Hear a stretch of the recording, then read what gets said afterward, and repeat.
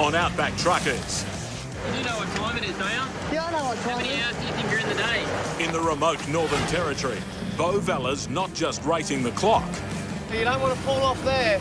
He's navigating roads and challenges he's never faced before. Lost steering, I lost power. Mick King's on a mission to rescue 2 old army trucks to help out a mate in need. There's nothing compared to what those blokes go through.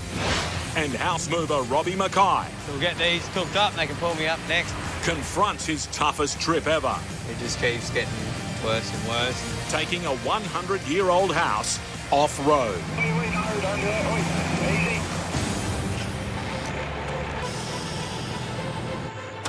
Hey, Dan. You do know what time it is, don't you? Yeah, I know what How time many it hours is. do you think you're in the day? 24-year-old Boe Vella's tight for time to load and get underway for an urgent delivery job. You're going to free up some room? You do know how big a backhoe is, don't you? I'm onto it now. I'm onto it. Boe works for one of the largest plumbing companies in the Northern Territory that has its own trucks and earth-moving equipment. Where are you putting that excavator then? Excavator, backhoe. The main job we're going to do is pull a river, take a full semi-trailer of pipe in there. It's a nightmare load. 2.2 kilometres of smooth, flexible tubing for a pipeline. And a backhoe, because the other backhoe on site broke down yesterday. We've got to get one down there so they can keep moving on, putting the pipeline in. Adding to his woes in weight, a 10-ton, 2-bucket loader or backhoe and a mini excavator, making hill climbs in his triple trailer that much harder. And also on the way down there, we're going to quickly drop into Kidman Springs and drop off some water tanks and a few fittings for them guys. From Darwin, Boe will truck the oversized water tanks down to Kidman Springs Station, then push on to Boe River Station to unload the pipes and machines before returning. A trip of over 1,600 kilometres. I had him out of here at lunchtime. There will be someone at the other end there that is not happy. At Boe River Cattle Station, Boe's boss Andre is installing a 6-kilometre pipeline to supply fresh drinking water. He needs Boe's supplies urgently. Yeah, it's desperate to get that backhoe. We can't produce any trench. We've got all this pipe to go in the ground. We can't do it. We've got to get out of here. The wet season, rains and storms are about to unleash their fury on northern Australia, making the roads impassable. Need the last of this pipe in there and this other machine so they can finish this project before the wet. If the rains beat Boe River Station will have to wait another 6 months for their water supply, putting their business and health at risk. They're a bit on the piss there. What is? These things. Oh, these pipes are leant over a bit, so we're going to push them back straight. Let's see how they go. When they're flat, they slide around too much. All the other people that cart it, they've all got gates on the sides of their trailers, and unfortunately, I don't have any gates, so I've got to make sure it's not going to move at all.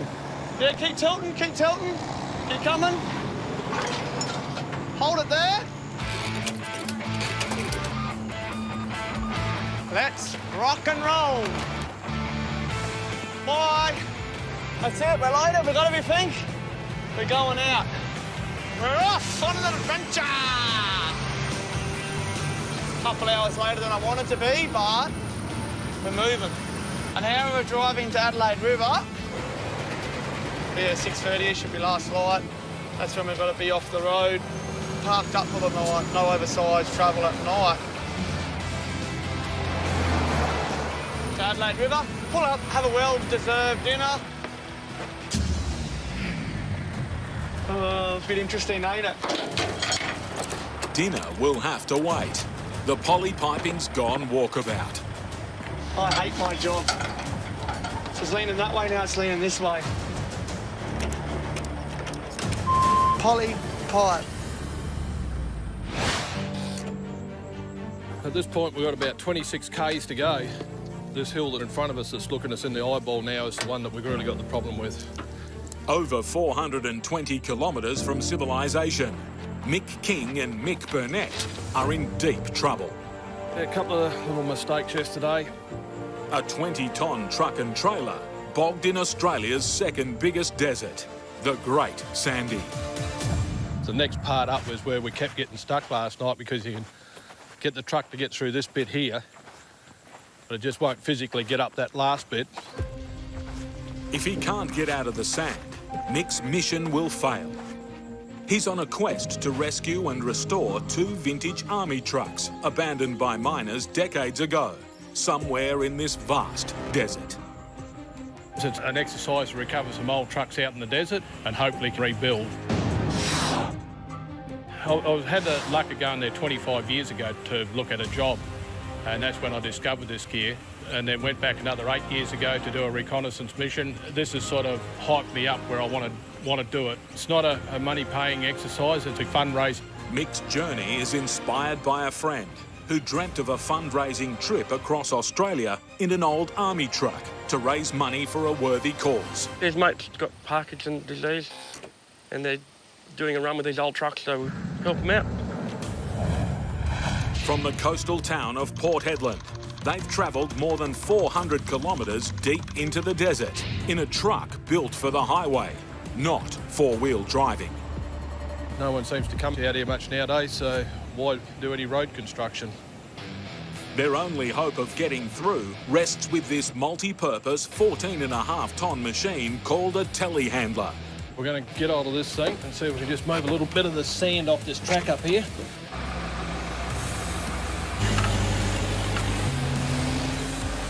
To get more traction, Mick's scraping off the top sand on the track to expose the firmer ground underneath. All good. Go back and we'll get a run up. Here we go. Let's see what we can do.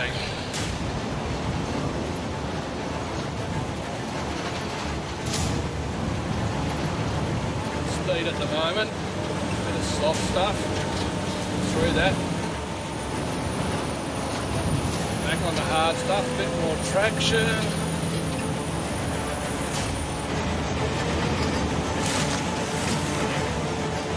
Soft stuff. Boy, oh boy, look at this.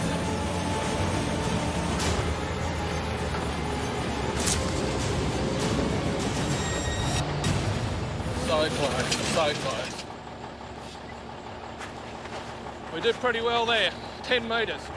We're on hard stuff here. This is the gravel here, gravel there. Got the main man here. He's got to get this out of here.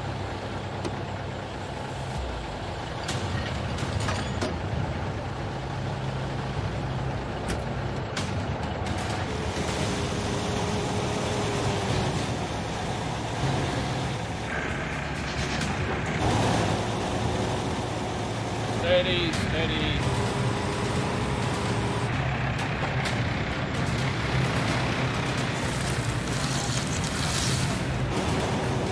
Under my own steam now, so that's a good sign.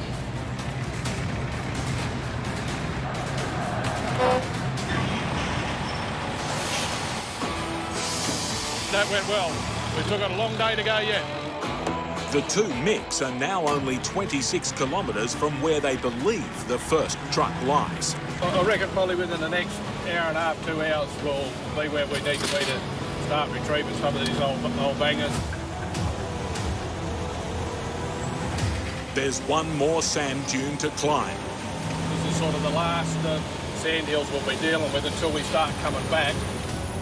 Mick needs to crank up as much speed as he can to get momentum.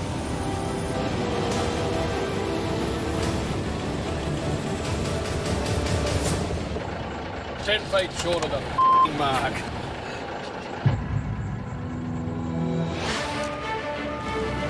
The weather is getting really bad. Wind's picking up. Rip this roof off, load this, and quickly get it back in the shed. Storm clouds threaten expert house mover Robbie Makai's latest big project. These houses definitely aren't designed to transport. It's like over 100 years old.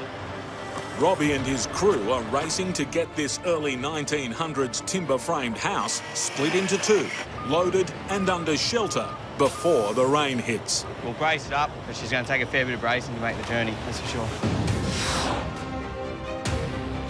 Tonight, this fragile, iconic Queenslander-style home will make a perilous journey to a new location where it will be restored to its former glory. There's only certain roads we can take because the railway bridges, they're too low, so we've got to go around them. At midnight, the house will start its journey south, over the border into New South Wales and down to Kyogle, before heading to the tiny town of Lodestone. This trip is a short 265 kilometres, but a long 9 hours. And then to get it into position, we've got 50 k's of dirt roads and 2 or 3 creek crossings, big hills, big pools. Like a little bit of rain is a nightmare and a lot of rain is an absolute nightmare. A whopping 80 millimetres of rain is predicted in the next 24 hours. Just starting to spit. Hopefully the boys aren't going to be too much longer. The amount of rain that they're forecasting, it may not be able to be delivered. Robbie's biggest single investment is this $800,000 state-of-the-art remote-controlled trailer. Let's go. Chuck this trailer under one side. On this journey, it'll be at risk from the wet weather and potentially flooded creeks. A lot of electronics in it, a lot more sensors and everything for the steering and stuff. You don't want to get too wet. It'll all come forward away from it, just steer it out.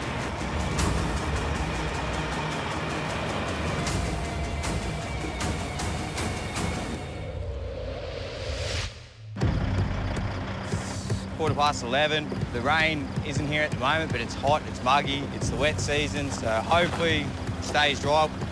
We've got to go a fair way around to get to where we've got to go. It's a bit of a hike, so it should be pretty interesting. All right, let's go.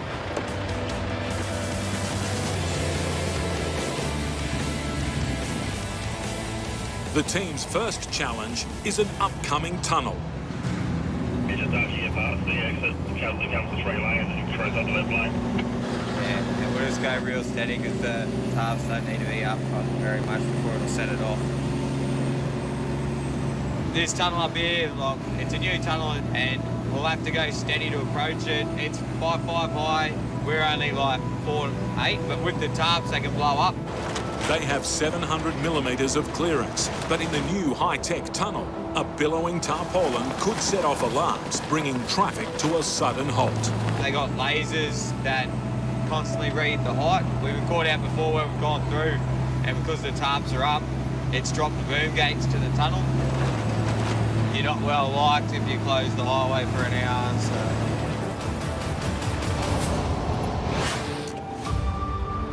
We're rolling. Off we go. Boe Vella still has 1,600 kilometres to drive with his load of urgent plumbing supplies for an Outback cattle station. His main concern is the trailer of lightweight, slippery polypipe, which has a mind of its own.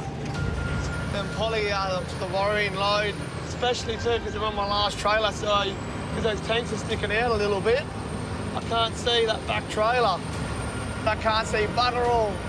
Behind him, a fellow trucker has spotted something. Yeah, mate. Single fuel tanker in behind you. Yeah, mate. You've got a strap hanging down on that trailer at the back, mate, on the right-hand side, not quite touching the ground. Yeah, no worries. I had dramas with that bloody back coils from them mongrel things. Yeah, that second row in from the back there, she's got a fair lean out to the right. Thanks for that. I'll pull up and have a look at that soon.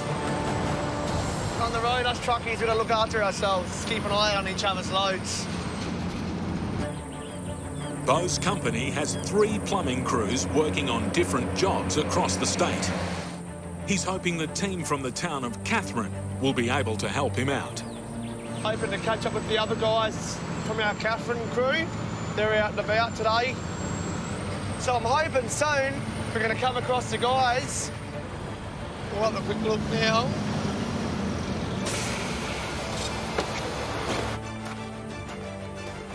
What has happened?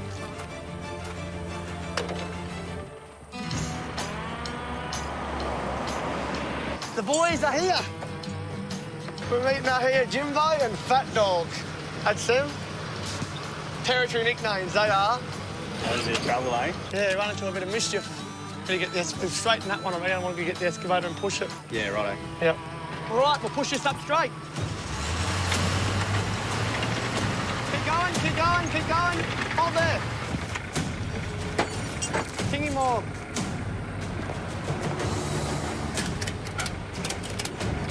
tighten them down and get the hell out of here. Get to Kidman Springs. Safe as houses. All right, no time to hang around and say thanks. Time to go. Let's rock and roll.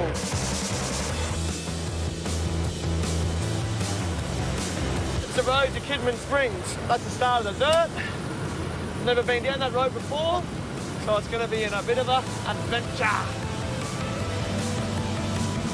Kidman Springs Research Station. 84k. I thought it was 64. Jesus. To make the 84 kilometres of unknown dirt track, Boe wants to lighten his load. Dropping this trailer off here. Pulling just the two that only need to go into Kidman Springs. Put that gear on. We'll pick this one up tonight on our way back.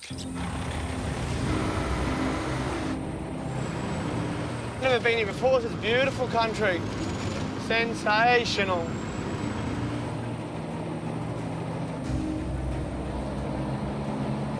We can't be far off now. We've got to make sure these storms don't slow us down. Up ahead, tropical storm clouds suddenly start brewing. When we get proper rain, we get a monsoon trough and it'll rain constantly. A storm up here can unleash up to 9 inches of rain a day. Could wreck this road, get us stuck in here.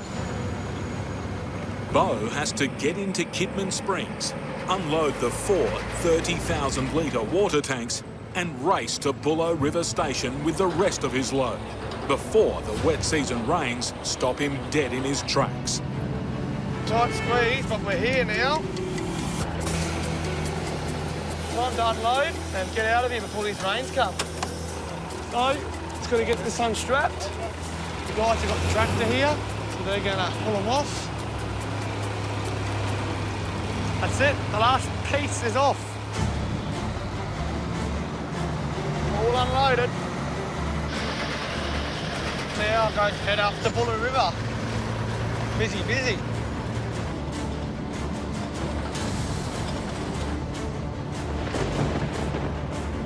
Bit of lightning up ahead.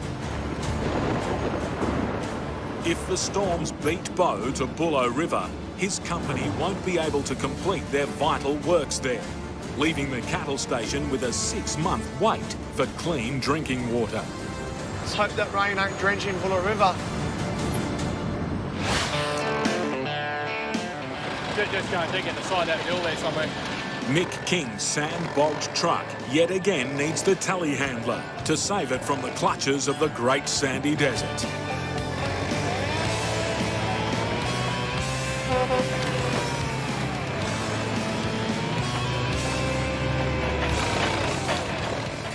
Odd Ks, about where that hill is over there is where we've got to get to. Mick's on a mission to salvage 2 vintage trucks abandoned in the desert by miners decades ago and use them to raise $50,000 for charity. A very good friend of mine has got Parkinson, and this is all about a fundraising exercise, a big fundraising exercise. We'll make this the base here. There's hard dirt here, there's a good turnaround area here. They are just a few kilometres from where Mick last saw one of the trucks 8 years ago. He has no idea if it's still there. Let's hope that all this works out from here on. The army truck is in an area that's impassable for Mick's 20-tonne semi. The last leg of this remarkable search will need to be done in the telehandler and 4-wheel drive ute. Mick anticipates the truck's tyres will have perished. He's brought along replacements that will need to be fitted. You start driving, don't get lost.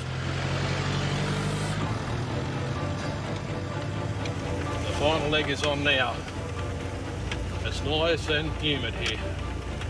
So probably about 80% and 50 degrees.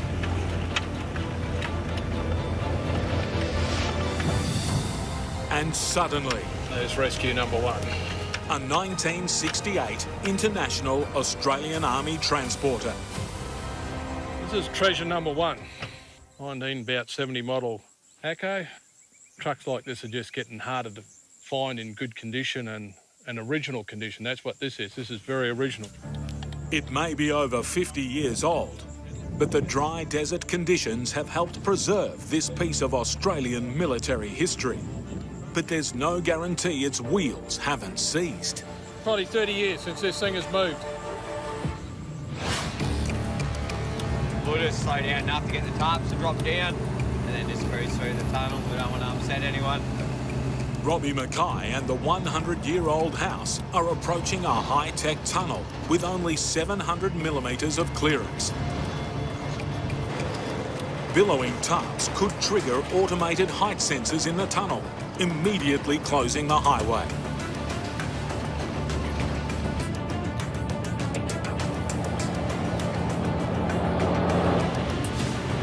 Truck's coming up your right. Adding to the hazards, overtaking traffic.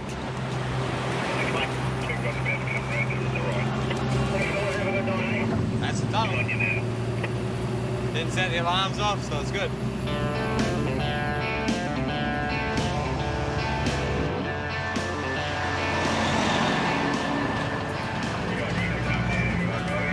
Thank you.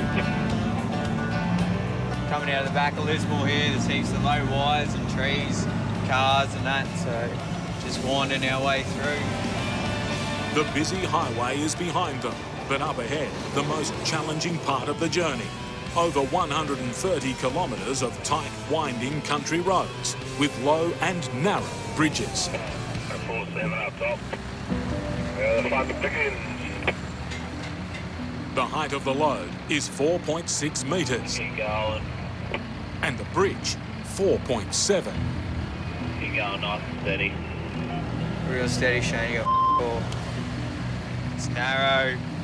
We only got 100 mil, and that's if the measurements are right. Keep going. You got about 50 mil up front. Yeah, you're right. Keep creeping. Keep going. You're right. Still, you got about 100 mil. Yeah, you're cleared. You behind me, dog? Go. Watch me come under this bridge.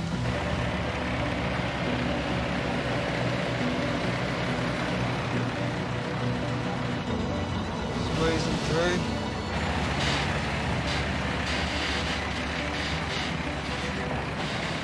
Next up, an even bigger hurdle to cross. A single-lane bridge with a muddy track and a bend on the exit. The other side of the bridge is quite steep, long, and it goes around a bend, so we're just going to wait for the tractors. Robbie's called in the cavalry, a posse of local farmers on tractors to help out. There you go, mate. Robbie. There you go, mate. Robbie. There you go.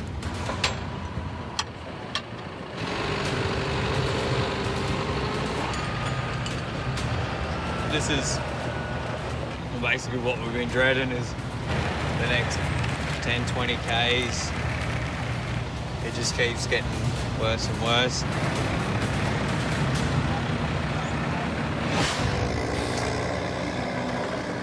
Every wheel on this is going to have to come off.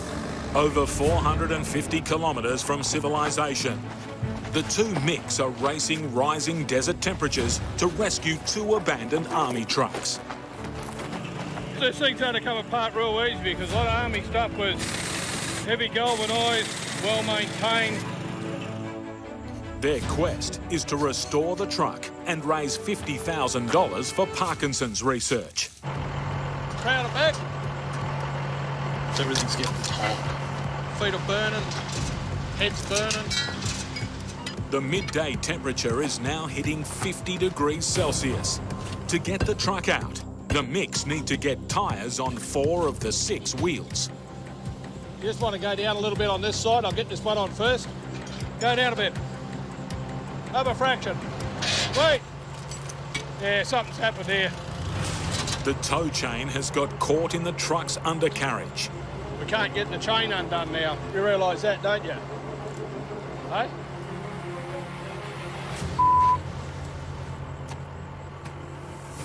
If you're having a real crap day, have a think about these blokes with, like, Parkinson's. It's a struggle for them people to get out of bed some days. I was having a dummy spit over absolutely nothing. I really should have had my ass kicked because that's...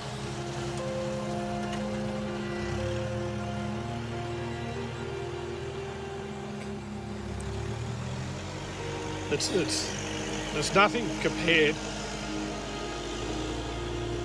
to what those blokes go through.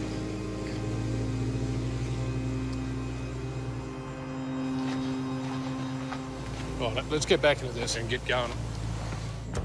1.5 kilometres away, Mick hopes to find the other army truck, a Second World War troop carrier. The last time Mick saw the abandoned vehicle was 8 years ago. The risk is it may no longer be there. In the desert, it's like preserved, and we're taking our chances that this is a preserved item.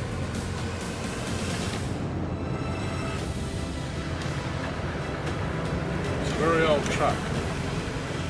Let's have a look at it. It's about a 1944 model GMC, a truck that originally come from Canada. It's an old 6-wheel drive truck, canvas roof. Just try and get myself 4 rims. These burnt ones will be easy. I'll just knock the outside ones off for now and come back and put the other ones back on them. The rattle gun time.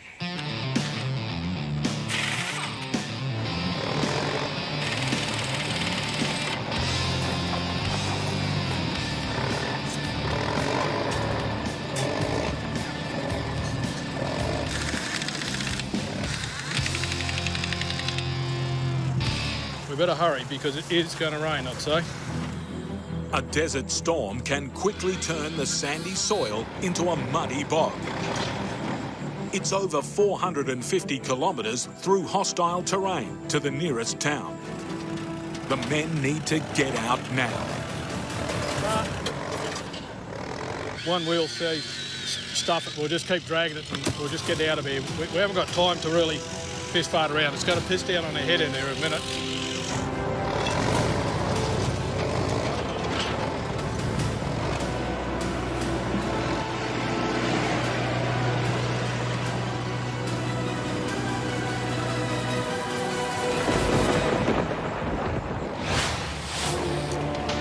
Looks like the storms are lifted out. They might brew up the Savo. You never know what's going to happen around here. Over 1,000 kilometres away, Bo's closing in on his destination with his load of vital plumbing supplies. His last hurdle with his 70-ton rig is the notorious Boe River Station Road. There's been stories of many trucks getting stuck on this road over the years. I don't want to add to those stories. 75 kilometres of tight bends and steep hill climbs, known as jump-ups, lie in front of him. With his boss waiting on site and already half a day behind schedule, Boe can't afford any delays. Hope we don't get any more rain while we're in here, because we're going to chew this road out. Got jump-ups coming up. Don't look real big here, but wait till you get round the bend. Road train inbound to Boe River. Just to be safe, it's at a radio call, just so they know we're coming. If there's a truck heading back here, just around this bend here, is not where we want to meet him. Here we go, you don't want to fall off there. Nearly here, nearly there. And she's here. Beautiful. Follow the river all the way down to the station. Can't live out here, easily live out here. It's beautiful country. We're here at Boe River Station. We'll get in here, unload, get home. They'll be happy to see me now. Finally, their gear's here. But boss Andre isn't happy. The boss is angry because we're a bit late, but it is what it is. Been waiting for Boe to get here. But he obviously had another job. I didn't know he was taking tanks to Kidman Springs. So, yeah, because I was all ready for him yesterday afternoon. I thought you were going to be in here. With the company's backhoe and mini digger finally on site, a rented 30-ton excavator needs to be returned to the hire company. The excavator's going back to Darwin. If we don't get it back in time, it's going to be extra hire, which will be extra cost, which will be loss of profit on the job. The excavator needs to be back by 4:30 p.m. the next day or cost an additional $450. All right, let's get out of here. A 700k trip, roughly. Once you're on the bitumen, It's just cruisy as then. Back on the highway, it's pedal to the metal.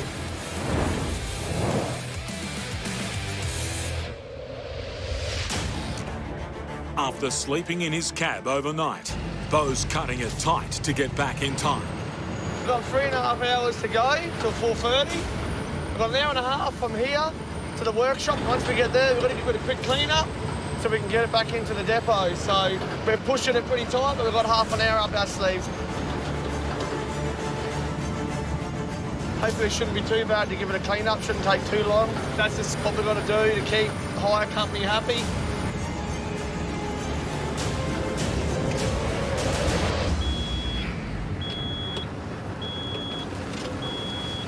I've lost steering, I've lost power.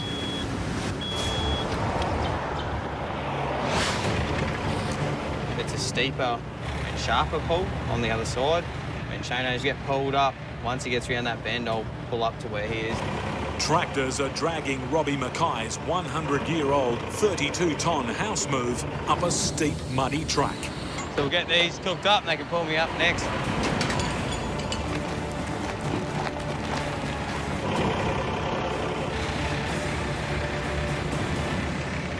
Yeah, we're around the first obstacle. Plenty more to go.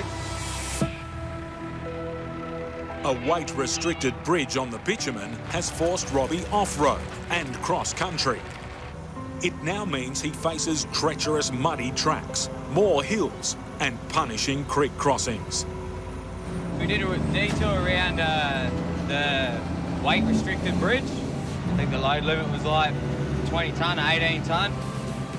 Each loaded truck weighs in at 42 tonnes. The only way across an upcoming stream is an old, narrow timber bridge. Turns out the timber bridge doesn't have a load limit. It's one of them bridges you don't want to sit on for very long.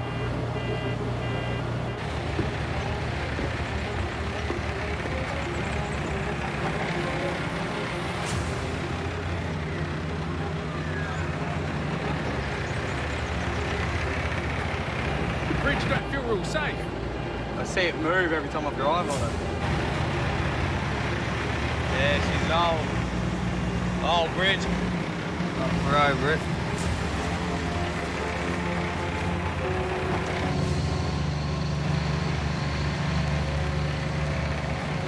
All these corners through here are really tight. That one especially. Just had to lean it away from the tree to squeeze through.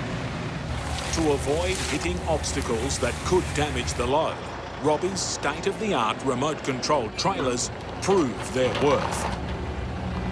Not so much, Shane, on the axles are dragging into the ground. Lift the other side up a bit.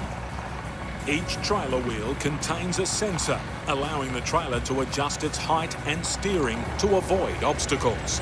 Yeah, you're good to go. They've made it to the tiny hamlet of Lodestone, population 40. But the journey's not over yet. Now we're on a wet, slippery road, about to go into a creek. The final hurdle is this creek. Crossing it will put Robbie's $800,000 trailer at risk. With the trailers, the computer sensors sit on the wheels. They are water resistant, not waterproof. They can go through water, but they're not meant to be submerged in water. To get them across, two tractors hook up to the first load.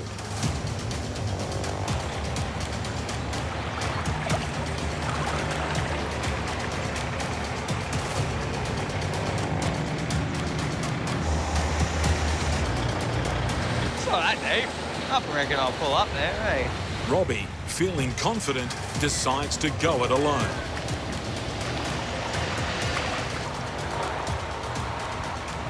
Keep going, nice and easy. Here we go, here we go.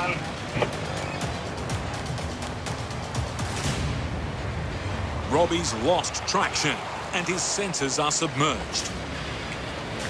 Go through that. Easy.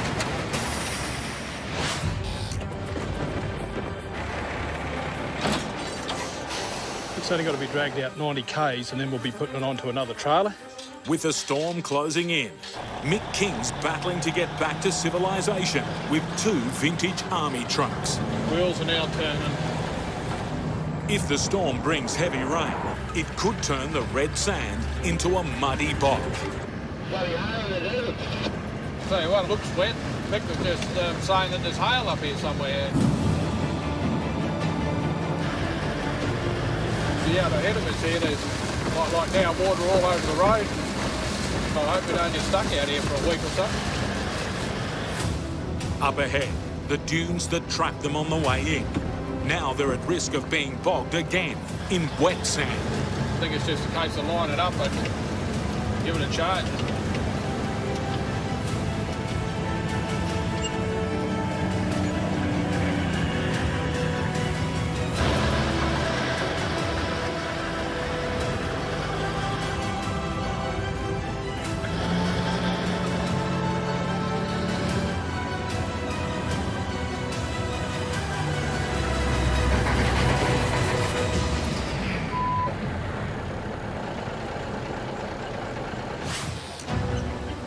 A bit deeper than I thought it'd be.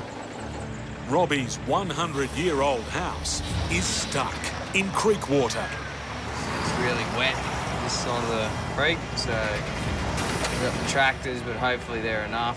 So we'll see how it goes. Sensors on his high-tech $800,000 trailer are submerged and are at risk of being ruined if they remain underwater much longer. The only way out is with tractor power.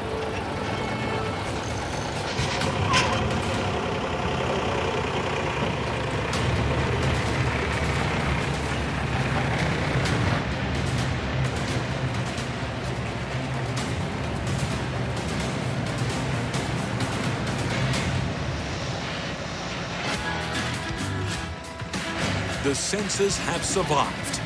Luckily, we had the tractors here to give us a tug on the other side.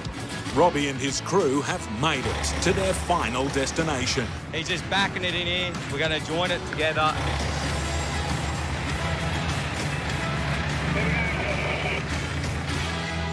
We've got it in here, and we're just bringing it into that last little bit now. We'll get it joined up, start unloading it. It's been a bit of a journey, 9 hours. It's carried really well, considering it's a 100-year-old house. It's one of them jobs that is a nightmare, but it's a good achievement when you finish. Oh, no. We'll go back to square one. Get the telehandler off and... What the f*** am I going to do with this now? In a desperate bid to get out of the desert, Mick King's army truck rescue mission is bogged again. The tow vehicle, the telehandler, is stuck on the trailer, blocked by the 1968 Army transporter being towed behind. I reckon if we'd give the cruiser a bit of a shake on it, see what happens. The four-wheel drive ute is their only option.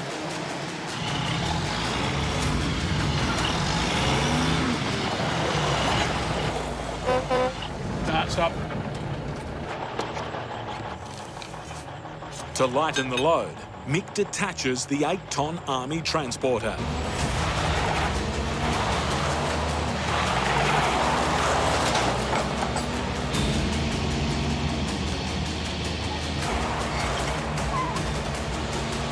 Mick's out, and the telehandler goes back for the transporter. For 4 days, Mick's rescue convoy for charity has battled Australia's second biggest desert. Yeah, we're on our last leg. We're getting excited. We want to get out of here now. They fought the heat, the remoteness, and the sand. That's the finish line.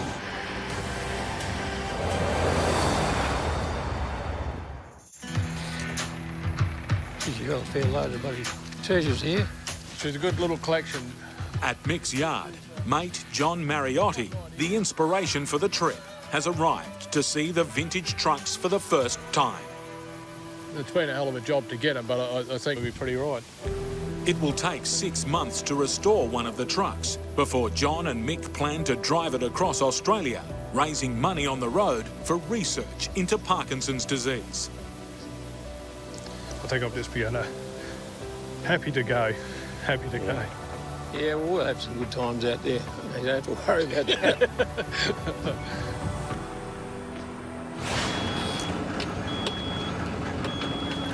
Lost steering or lost power.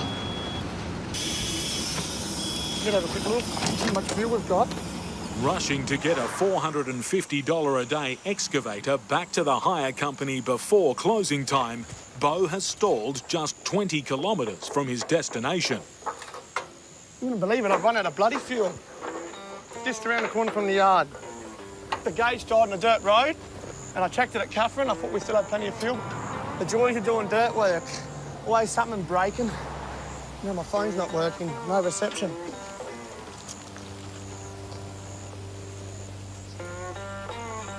Hey, you wouldn't believe it, I've run out of fuel in the truck because the fuel gauge don't work. So can you run me fuel out, that fuel thing? Just south of Darwin. See ya.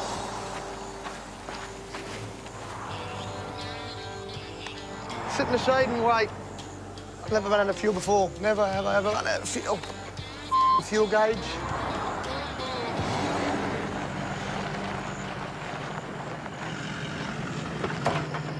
Mr. Garrett. Hey, mate. There's something in there. That's it. That's right. Lucky it didn't happen all the way down the middle of nowhere. Hid in there anyway. It's 3:30. Boe needs to get the excavator back before 4:30 p.m. Miss the deadline, and his company will be up for another day's rental. I don't know if we're going to get this excavator back. I don't know. That fuel problem's cost me. The excavator must be washed before it can be returned. We're going to give it a quick clean up.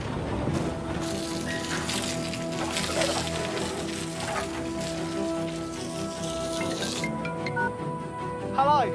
The hire company calls to check on Boe. See it, like 10 minutes time, I've got a curfew. No oversized loads.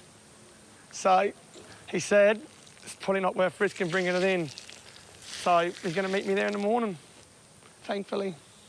No, he won't charge us. He'll have said us bring it in tomorrow. While he's gone away with the extra charge, yard boss Gibbo's less forgiving. Come this way, I'll show you. We'll go right him up on the board. Running. Fuel. Punishment is now, for running out of fuel, I've got to go buy carton of beer. Here it is. Well, what do we got here? There you go, take my name off the list. Don't mind if I do. There's nothing else that tastes sweeter than a beer from Boe. That one. Today.